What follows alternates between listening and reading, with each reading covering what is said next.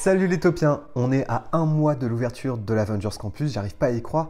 En réalité, moins d'un mois, puisque la plupart d'entre vous, vous allez regarder cette vidéo à moins d'un mois de l'ouverture du Avengers Campus, surtout que depuis quelques jours ont été annoncées les fameuses dates d'avant-première à destination des passeports annuels, des membres Insiders, des cast members, des employés du parc. Donc en réalité, aux alentours du 7 juillet jusqu'à la date d'ouverture au 20, une bonne partie d'entre vous, vous aurez déjà visité le Avengers Campus. Et bien entendu, je ferai partie de ces gens-là et j'ai très hâte de vous voir, notamment lors des avant-premières passeports annuels. C'est quand même un peu la fin d'une époque, puisque sur cette chaîne, on a traité ce sujet quasiment sans interruption ces 6 derniers mois, et puis ça fait 3 ans qu'on en parle depuis la création de cette chaîne. C'est un sujet très récurrent, et ça va être dur de passer à autre chose, mais il y aura bien sûr des vlogs sur ce Avengers Campus, dans les différentes attractions, espaces thématiques. On va encore en parler une bonne partie de l'été. Beaucoup de choses ont déjà été dévoilées sur le Avengers Campus. Il y a de ça déjà 3 semaines, on a discuté de l'ensemble des expériences qui seront proposées à l'intérieur du campus, mais depuis quelques jours, de nouveau, le parc recommunique sur les expériences qui seront proposées à l'intérieur. Pour le coup, c'est plus des concept art, mais vraiment des prises de vue réelles, des images, des vidéos de ce qui se passe sur le campus, alors que la plupart des façades sont finalisées, que la plupart des travaux sont terminés. On en est plutôt aux répétitions des performeurs, à la formation des opérateurs sur les attractions. Bref, c'est l'ouverture qui approche. Et donc, je vous propose qu'on regarde ensemble les quelques dernières images qui ont été dévoilées sur le Avengers Campus. Alors, de nouveau, c'est la façade Avengers Flight Force sur laquelle on va se concentrer aujourd'hui. Et depuis quelques temps est apparu en face de l'attraction le nom de l'attraction, l'insigne. C'est assez rare et il faut le noter, c'est une installation qui est un écran. Donc là, vous voyez, à gauche, il y a le logo des Avengers. Plus haut est écrit Avengers, mais sur la partie où il est écrit Flight Force, il s'agit d'une animation vidéo. C'est pour déjà faire pressentir aux visiteurs qui se retrouvent là plus dans l'univers futuriste de Tony Stark, de Friday, qui sera d'ailleurs chargé de l'animation du land à ce niveau-là. Et donc cette entrée, elle est vraiment animée en permanence, elle est en mouvement. Et même si c'est du Marvel, là on revient pour moi à quelques fondamentaux de l'Imagineering, c'est-à-dire le mouvement.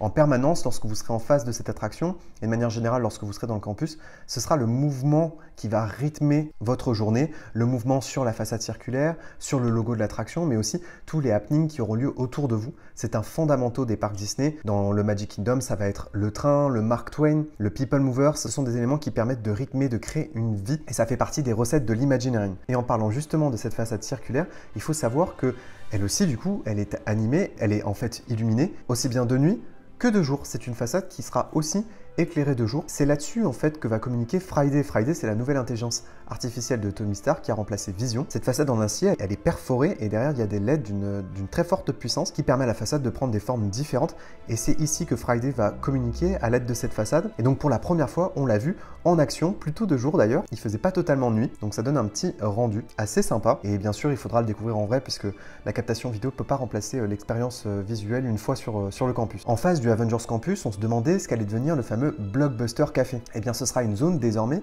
qui sera thématisée sur l'univers de Iron Man, et ça s'appellera donc la Stark Factory. On en a parlé il y a 3 semaines avec des nouveaux concept art, et là pour la première fois c'est la devanture qu'on a vu apparaître sur les réseaux sociaux. En fait, le haut du bâtiment n'a pas tellement été modifié hormis l'apparition du logo Stark Factory. En revanche, le bas a été clairement repensé. La deuxième partie de la façade est désormais rouge. On voit qu'ils ont un peu aéré l'intérieur de ce restaurant en y installant d'immenses baies vitrées. Et donc une fois à l'intérieur, on est dans un entrepôt, un lieu de réparation pour Tony Stark.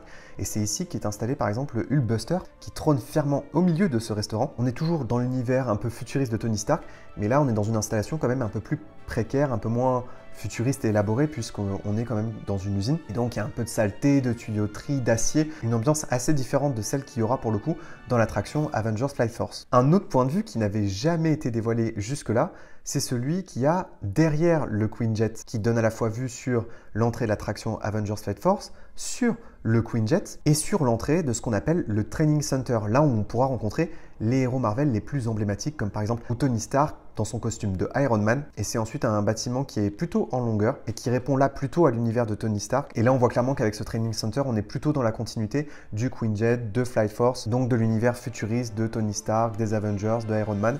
Tandis que Spider-Man, lui, est dans une toute autre thématique. Et en parlant du deuxième univers majeur qui est présenté dans le campus, c'est bien sûr celui de Web. Spider-Man Web Adventure, c'est le nom de cette attraction, qui d'ailleurs porte pas tout à fait le même nom que la version californienne. Et là, pour la première fois, on a aperçu la devanture, le logo de l'attraction. D'ailleurs, non, c'est pas vraiment le logo de l'attraction, c'est le logo d'un univers spécialement créé dans les parcs Disney. C'est pour ça, finalement, que la storyline de Spider-Man m'intéresse plus dans le Avengers Campus que celle de Iron Man. Ici, on parle de Web, qui est la World Engineering Brigade, qui est une brigade de recherche financée par Tony Stark. Et là, en fait, on replonge complètement dans l'univers du teen movie, en fait, de ce qu'est Spider-Man dans sa nouvelle version, c'est-à-dire celle de Tom Holland. Donc ici, dans ce bâtiment, les installations vont être un peu plus précaires. Il y a de la brique aussi pour rappeler l'univers new-yorkais. Il y a de la couleur rouge, bien sûr, pour rappeler l'univers de Spider-Man, puisqu'une partie de la façade est aussi en plexiglas rouge. Et puis, une fois à l'intérieur, l'installation est clairement plus précaire que dans les installations d'Iron Man. Vous verrez dans le pré-show, c'est un peu le bordel. Les espaces de travail des étudiants sont clairement très sales et délaissés. C'est sans doute une des explications qui conduit à l'attaque des Spider-Robots, une catégorie d'armes et des personnages finalement qui ont été inventés pour le Avengers Campus. Et c'est des produits qu'on peut ensuite se procurer dans la boutique. Et on a compris que cette boutique apparemment serait en deux parties, puisque ce sera quand même la seule boutique majeure du Avengers Campus. Il y aura vraiment une boutique dédiée à l'univers de l'attraction et de Spider-Man, avec des produits dérivés que vous pourrez trouver uniquement à l'intérieur de cette attraction. C'est le cas par exemple des Spider-Robots, c'est le cas aussi par exemple des fameux gantelets qui vont vous aider à customiser vos tirs dans l'attraction. Et puis il y aura vraisemblablement une seconde partie de la boutique qui sera dédiée au merchandising du Avengers Campus dans sa globalité. Lors de l'ouverture de l'aventure totalement toquée de Rémi, l'attraction Ratatouille, ils avaient fait le pari d'un merchandising 100% dédié à l'univers de l'attraction. Aujourd'hui, c'est une boutique qui propose deux types de merchandising, un dédié au film, au classique d'animation, ça rend même pas d'ailleurs hommage à l'attraction, et un merchandising standardisé qui rend un peu plus hommage à Paris, à la gastronomie française.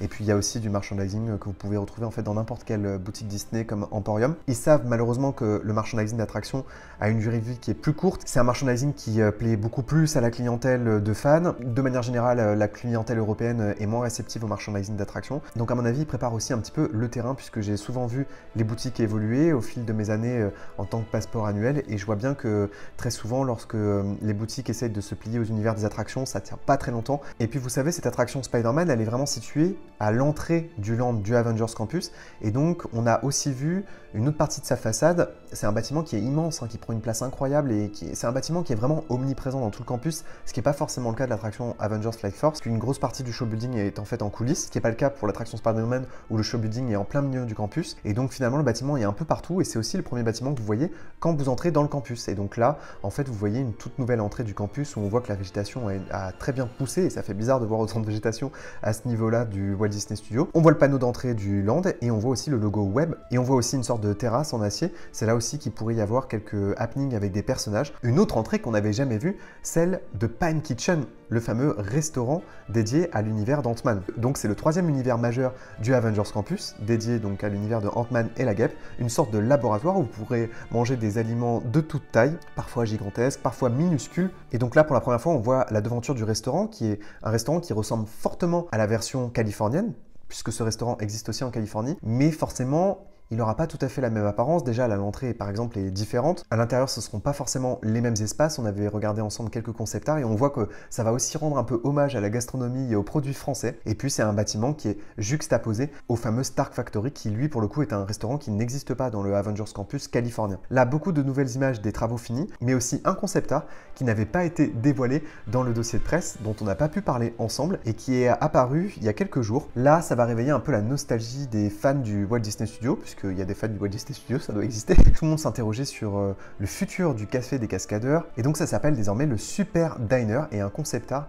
de cette nouvelle version du restaurant a été dévoilé. Finalement, à part le menu, la storyline une fois à l'intérieur, le bâtiment ressemble vraiment à ce à quoi il ressemblait au départ. En revanche, tout autour, la zone est un peu différente. Vous serez au bout du training center et vous serez derrière le bâtiment d'attraction web. Et donc tout autour, il y aura des sortes de cargaisons, d'emplacements pour des livraisons, pour donner l'illusion qu'on est sur une sorte de zone industrielle. Finalement, on s'éloigne pas tellement de la thématique d'origine de Backlot. Mais bon, ça fait quand même plaisir de revoir le café des cascadeurs, qui était quand même une des meilleures expériences de restauration de Disney. Les deux parcs confondus.